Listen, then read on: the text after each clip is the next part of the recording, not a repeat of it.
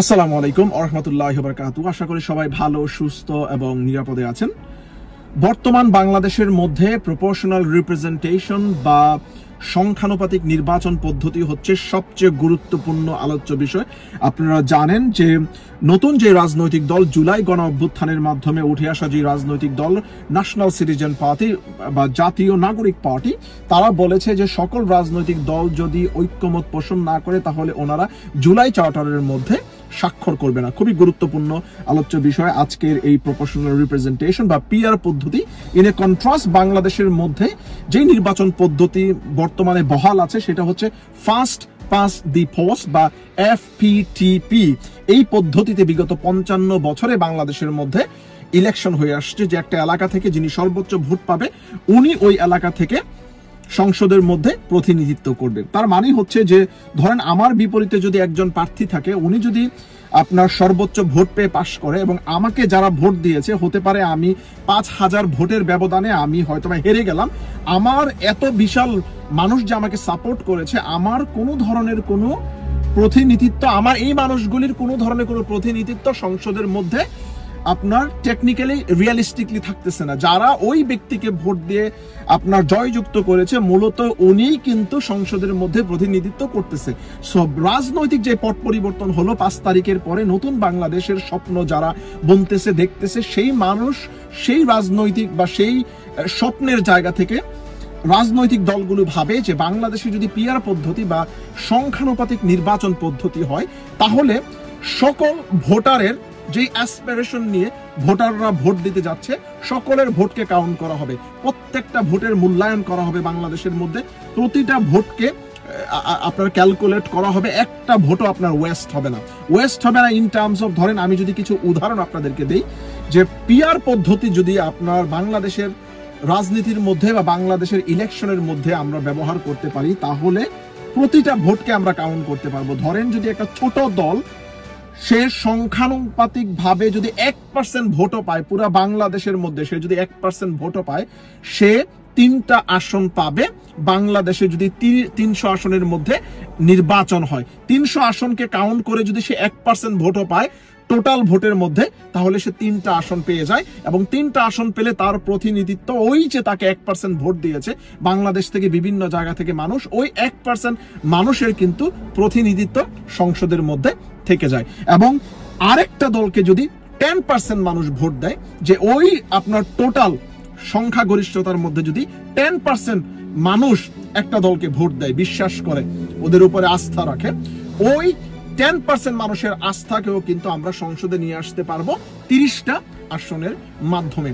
এই সিস্টেমে যদি বাংলাদেশের মধ্যে নির্বাচন হয় তাহলে কোনো রাজনৈতিক দল, বিগত দিনে আপনারা জানেন বিগত 55 বছরে যারাই রাষ্ট্র ক্ষমতার মধ্যে এসেছে, তারা বাংলাদেশের রাষ্ট্র ব্যবস্থাকে ব্যবহার করে, বাংলাদেশের রাষ্ট্র কাঠামোকে ব্যবহার করে, বাংলাদেশের যে এনফোর্সমেন্ট ওদেরকে ব্যবহার করে কিন্তু ওনারা স্বৈরাচার হয়ে উঠেছে, একক আধিপত্য গড়ে তুলেছে।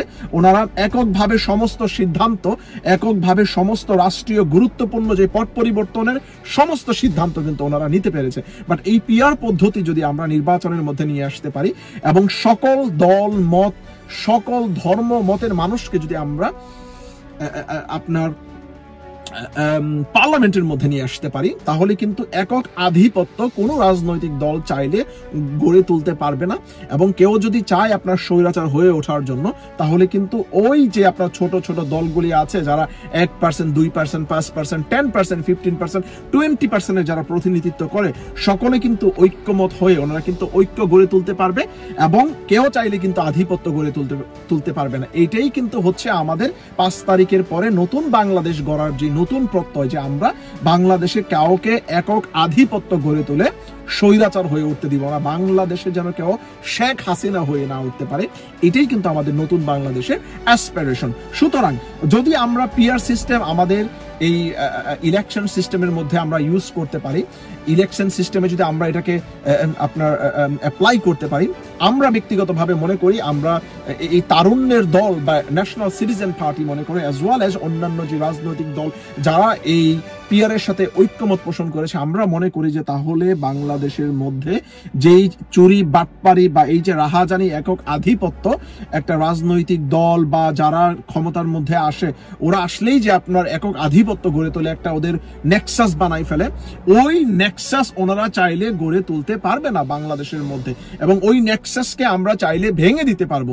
সুতরাং সেই জায়গা থেকে আমাদের বাংলাদেশের মধ্যে এই পদ্ধতি চালু করা এখন সময়ের দাবি। আমি যদি আপনাদেরকে কিছু উদাহরণ দেই, যে আপনার অষ্টম যেই জাতীয় নির্বাচন হয়েছিল 2001 সালে বাংলাদেশের মধ্যে, আপনারা যদি একটু রিক্যাপ করেন, সেই অষ্টম জাতীয় সংসদ নির্বাচনে বর্তমান যেই রাজনৈতিক দল, বড় রাজনৈতিক দল যেহেতু বিএনপি মাঠের মধ্যে নাই, বিএনপি কিন্তু আপনার ভোট পেয়েছিল 40.86%। 40.86% ভোট পেয়ে বিএনপি পেয়েছিল 193টা আসন। আর আওয়ামী লীগ সেই সময়ে 40.21% ভোট পেয়ে ওনারা পেয়েছিল মাত্র 62টা আসন। আমি আবার বলতেছি যে 2001 সালে অষ্টম জাতীয় সংসদ নির্বাচনে বিএনপি 40.86% ভোট পেয়ে ওনারা পেয়েছিল 193টা আসন, আর আওয়ামী লীগ 40.21% ভোট পেয়ে ওনারা পেয়েছিল 62টা মাত্র আসন। সেই অবস্থা থেকে যদি এই পিআর সিস্টেম বা প্রপোর্শনাল রিপ্রেজেন্টেশন, এই সংখ্যানুপাতিক নির্বাচন পদ্ধতি বিদ্যমান থাকতো, তাহলে বিএনপি পেত 122টা আসন আর আওয়ামী লীগ পেত 120টা আসন। আপনি চিন্তা করেন, এই ধরনের যখন সংসদ হবে তখন কিন্তু কেউ চাইলে একক আধিপত্য সংসদের মধ্যে গড়ে তুলতে পারবে না।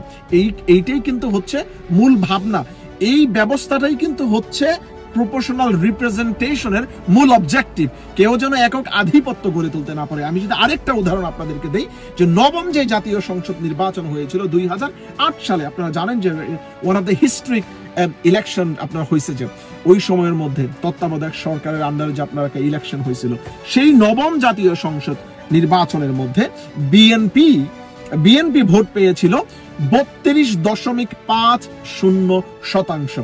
32.50% ভোট পেয়ে বিএনপি পেয়েছিল মাত্র 30টা আসন। আর আওয়ামী লীগ আপনার 48.04% ভোট পেয়ে ওনারা পেয়েছিল 230টি আসন। Can you imagine? বিএনপি 32.50% ভোট পেয়ে ওনারা পাইছে মাত্র 30টা আসন, আর আওয়ামী লীগ 48.04% ভোট পেয়ে ওনারা পেয়েছে 230টা আসন, যেটা হচ্ছে ফার্স্ট পাস দি পোস্ট সিস্টেমের আন্ডার ইলেকশনের মাধ্যমে। যদি এটা পিআর সিস্টেমে হতো, প্রপোর্শনাল রিপ্রেজেন্টেশনের মধ্যে এই নির্বাচন হতো, তাহলে বিএনপি তখন ওই সময়ে 30টা আসন না পেয়ে বিএনপি পেত 57টা আসন। ইমাজিন করেন, মোর দেন ডবল আসন কিন্তু বিএনপি পেত। সুতরাং এই পিআর সিস্টেম খুবই গুরুত্বপূর্ণ বাংলাদেশে, কারণ বাংলাদেশের মধ্যে যারাই নির্বাচনের মধ্যে ক্ষমতায় চলে আসে, ওনারা আধিপত্য গড়ে তোলে, ওনারা ওনাদের নেক্সাস বানায় ফেলে, ওনারা ওনাদের একটা গুন্ডা বাহিনী আপনার তৈরি করে ফেলে, ওনারা বাংলাদেশের রাষ্ট্র ক্ষমতাকে ব্যবহার করে ওনারা ওনাদের পকেট ভারী করার চিন্তা করে, কিভাবে রাষ্ট্রযন্ত্রকে ব্যবহার করে ওনারা একক আধিপত্য গড়ে তুলতে পারে। এই চিন্তাই কিন্তু মূলত 55 বছরে সকল রাজনৈতিক দল কম বেশি করেছে।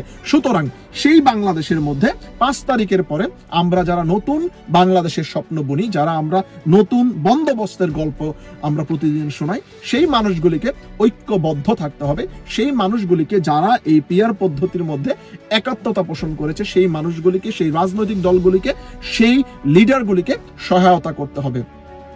এখানে কোনো দলের প্রতিনিধিত্ব করাটা গুরুত্বপূর্ণ না, এখানে হচ্ছে যে লং টার্মে আমাদের বাংলাদেশকে আমরা সার্ভ করতেছি কিনা, আমাদের বাংলাদেশকে আমরা এই ধরনের আগ্রাসন থেকে, এই ধরনের স্বৈরাচার থেকে, এই ধরনের পটেনশিয়াল ফেসিস থেকে আমাদের বাংলাদেশকে আমরা রক্ষা করতে পারছি কিনা। দ্যাটস দ্য মেইন কোয়েশ্চেন, যে এই জায়গার মধ্যে আমরা এটা সার্ভ করতে পারছি কিনা। কারণ আমাদের দল এই জায়গার মধ্যে বড় না, সবচেয়ে বড় হচ্ছে আমাদের এই প্রিয় লাল সবুজের 56,000 বর্গ মাইলের আমাদের এই প্রিয় মাতৃভূমি। কারণ এই মাতৃভূমির মধ্যে হয়তো আমরা থাকবো না, বাট আমাদের সন্তান থাকবে, ওদের পরবর্তী প্রজন্ম থাকবে। সুতরাং এই বাংলাদেশের জন্য কেউ রাজনৈতিক আমলাতন্ত্র ব্যবহার করে, রাজনৈতিক যন্ত্র ব্যবহার করে, বা এই রাষ্ট্রীয় যন্ত্র ব্যবহার করে যেন কেউ স্বৈরাচার হয়ে না উঠতে পারে, কেউ যেন একক আধিপত্য গড়ে তুলতে না পারে। সুতরাং পিআর পদ্ধতি সময়ের দাবি, সকলে এই বিষয়ে ঐক্যমত পোষণ করবেন। পিআর পদ্ধতি থাকলে ছোট বড় সকল রাজনৈতিক দলের প্রতিনিধিত্ব নির্বাচনের মধ্যে ওরা যেমন পার্টিসিপেট করতে পারবে, এট দ্য সেম টাইম ওনারা কিন্তু সংসদের মধ্যে পার্টিসিপেট করতে পারবে, এবং ওই সংসদটা হবে সবচেয়ে চমৎকার, সুন্দর এবং ভার্সেটাইল। ওই সংসদের মধ্যে কেউ চাইলেই এককাধিপত্য গড়ে তুলতে পারবে না। That's all for saying today. Thank you very much for watching. Inshallah, I'll see you again in another video. Assalamu alaikum wa rahmatullahi wa barakatuh.